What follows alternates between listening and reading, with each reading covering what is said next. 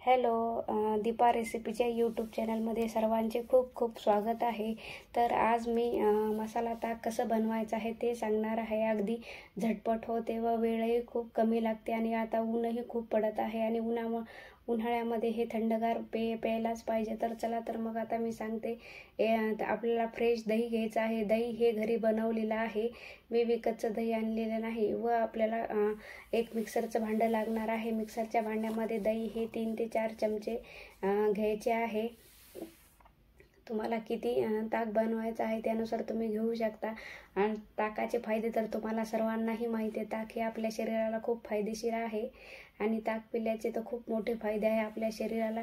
त्यामध्ये आता अर्धा चमचा काळं मीठ घाला व गरजेनुसार थोडेसे पाणी घालून हे मिक्सरला छान आता घुसळून घ्यायचे आहे। आणि हे तुम्ही कधीही ताक हे फ्रेश बनवून प्या। तुम्ही दुकानातलं विकतचं आणत जाऊ नका, ते खूप दिवसाचं बनवलेलं असतं।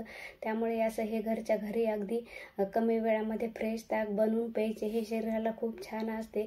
तर तयार आहे आपले हे मसाला ताक, अगदी कमी वेळात झालेले आहे। जर तुम्हाला हा व्हिडिओ आवडला तर चॅनलला लाईक, शेअर आणि सबस्क्राईब करायला विसरू नका।